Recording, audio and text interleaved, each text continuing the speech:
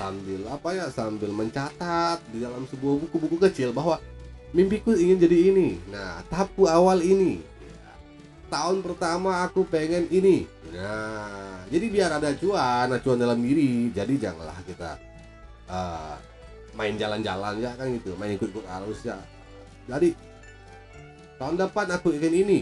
Wah, jadi kita udah terencana meskipun jalannya belum maksimal gitu. Nah, tapi kan kita udah punya target bahwa kedepannya udah diprioritaskan untuk menjadi ini. Nah, itu cara kita memandang sebuah hal, mengkonsep sebuah hal untuk kepentingan kita sendiri juga gitu. Ya, daripada banyak menghabiskan waktu yang sia-sia, lebih baik ya, saya lebih nyarankan lebih banyak membaca, banyak membaca. Jadi nampak ketika orang itu sering membaca, baik itu membaca dari sisi membaca di buku atau membaca di internet ataupun karena sekarang ya informasi mudah diakses ya, atau membaca situasi, membaca peluang dan segala macam, itu lebih banyak membaca. Nah, itu membaca itu salah satu pemacu adrenalin kita berpikir bahwa kita ini punya harapan dan gagasan-gagasan yang ingin kita lahirkan. Nah, itu dia. Jadi untuk apa? Untuk ke depan boleh juga kita sama-sama untuk rekan-rekan sekalian, kawan-kawan sekalian. Jadi kita membuat sebuah perencanaan. Saya membuat sebuah perencanaan masa depan. Nah, jadi meskipun terbilang ini sebuah perencanaan, anggap saja itu proyek masa depan. Inilah proyek masa depan dalam bentuk wacana-wacana yang tertuliskan bahwa ke depan aku seperti ini jalannya ini, depan ini segini, ini jalannya ini, itu aja gitu. Jadi ya sama, saya juga lagi menggeluti masa-masa seperti itu karena masa-masa kita masih panjang, perjalanan itu juga masih panjang ya. Terlebih lagi satu hal lagi, jangan mudah puas dengan apa yang didapatkan. Kalau bersyukur itu wajib, tapi jangan mudah puas dengan apa yang didapatkan. Jadi ketika kita saat ini, wah, aku udah cukup seperti ini, wah, gak enak lah di sini, jangan mudah puas. Kejar lagi apa yang bisa dihasilkan dan apa yang bisa diberikan. Tapi ingat, jangan lupa bersyukur aja, itu aja. Jadi setiap apa yang didapatkan hari ini syukuri, dan tapi targetkan bahwa ke depan aku akan lebih dapatkan. Seperti itu motivasi diri. Kedua, saat kita ingin mendapatkan suatu hal, ingat juga bahwa ada beberapa hal yang harus diperhatikan, yaitu faktor kiri kanan. Nah, kiri kanan itu ada teman yang mendukung, ada keluarga yang mendukung, dan ada faktor yang mendukung juga salah satu. Nah, maupun itu dari faktornya finansial, atau faktornya ilmu, faktornya sebuah pendidikan, faktornya karena keberadaan tempat tinggal. Misal tempat tinggalnya di kota, kan jadi aksesnya lebih mudah. Nah, itu juga jadi faktor-faktor pendukung juga salah satu yang harus dipertimbangkan karena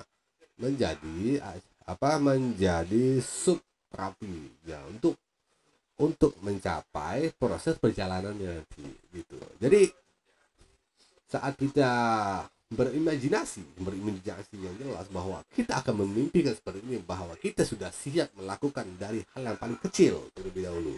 Apa yang kecil? Nah, sesuai dengan mimpi kawan-kawan gitu. Jadi jangan mimpinya mulu-mulu aku pengen kaya, punya duit miliaran rupiah gitu. Tapi apa yang dibuat itu perencanaan.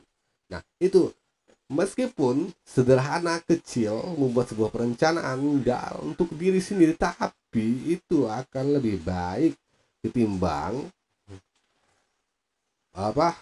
menghayalkan lebih tinggi tapi tidak ada action. Action itu penting, sangat penting gitu. Tapi kalau kebanyakan action tanpa juga ada perencanaan, nantinya kelabakan apa ketika menghadapi masalah mulai bingung, buyar gitu, karena tidak ada perencanaan yang jelas gitu. Nah, jadi untuk kawan-kawan sekalian, jadi kita untuk ke depan boleh sambil-sambil di rumah dibuat di buku, dicatat. Masa kalau dulu sekolah kan kita punya punya apa tuh, zaman dulu sekolah kan punya diary kan, punya diary itu zaman dulu ya, punya diary di belakang itu tertuliskan. Nah, ada yang menuliskan tentang curhatannya terhadap pasangannya, ada yang menuliskan tentang statusnya. Kalau sekarang kan bikin status di Facebook udah banyak, tapi dulu kan pakai diary gitu. Dan ada yang menuliskan tentang masa depannya. Nah, suatu saat aku pengen menjadi ini, suatu saat aku pengen menjadi ini gitu. Apalagi dunia sudah mengakses terlalu banyak gitu, terlalu banyak keterbukaan, apapun bisa diakses. Pengen menjadi itu tinggal buka aja, buka di linknya, buka di apa ya, tinggal dipelajari. Nah, apa yang kurangnya tinggal ditanya kepada ahlinya. Insya Allah semua kan bisa, tanpa harus kita. Kalau dulu kan mencari sumber informasi itu sulit sekali, bahkan harus kemana-mana gitu. Tapi sekarang mudah diakses. Nah, tapi jangan sampai kelabakan, karena semua mudah diakses, jadi mengakses yang bukan bukan tujuan kita untuk menggapai mimpi. Artinya di luar dari tujuan kita menggapai mimpi. Tapi kalau untuk hiburan tidak masalah gitu. Tapi kalau menjadi prioritas, ya kalau bisa dikurangin lah, dikurangin yang mengupdate ya, mengakses yang apa, yang lebih banyak lucu-lucuannya gitu, jadi agak dikurangin, jadi lebih banyak mengakses yang motivasi diri. Nah, terkadang kita memang terlahir udah sama, kondisi terlahir sama dengan yang lain juga sama. Mereka semua sama-sama terlahir dalam kondisi telanjang kan gitu. Tapi tidak ada juga yang terlahir dalam kondisi mereka langsung pakai dasi atau pakai jas kan gitu. Tapi sama-sama kondisi lahir telanjang. Loh, jadi kok mereka bisa, kita nggak bisa kan gitu. Berarti ada proses tahapan yang mereka lalui, mungkin itu berat kan gitu.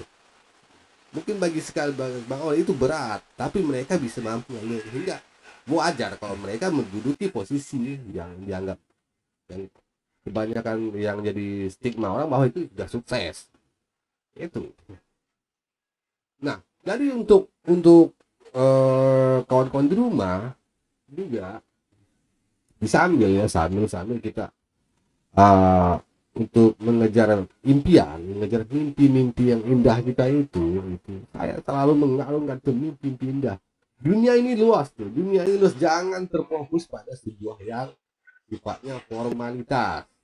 Artinya bisa semua dilakukan, yang penting sesuai, ada perencanaan dan prosedurnya juga jelas. Artinya jelas dalam kondisi terarah, bahwa ingin menyampaikan sesuatu tapi terarah. Itu. Karena semua kita sama.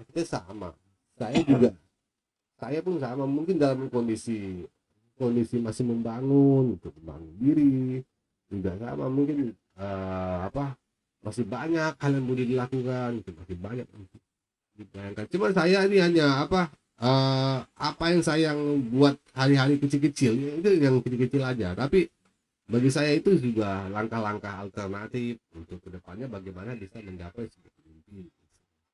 Itu aja sih kalau untuk cerita bermimpi untuk menjadi sebuah kenyataan. Nah, bukan selain menjadi sebuah mainan tidur, tapi mimpi itu asik.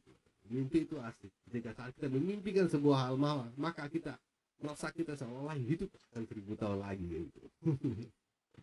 Meskipun hari ini kita melihat kondisi kita, tapi jangan lihat kondisi hari ini, tapi bayangkan ke depannya, di saat kita berusaha, bayangkan ke depannya kita akan menjadi ini.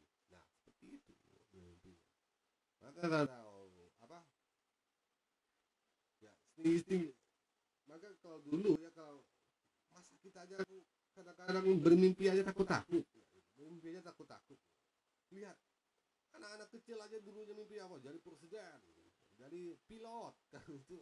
mimpi-mimpi anak kecil kan dokter loh. Ya kalau kita yang besar nih kok kami. Yang penting aku nanti ke depan gini-gini ya lah, cukuplah itu. Ya, kita ini punya potensi, untuk maju ke depan gitu, apapun hasilnya, jangan pikiran hasilnya. Meskipun di suatu saat kita berapa kali mengalami kegagalan untuk mencapai sebuah mimpi, tapi itulah prosesnya yang paling penting. Saat kau mendapatkannya, maka semua kegagalan itu terjawab. Gitu. Makanya kalau apa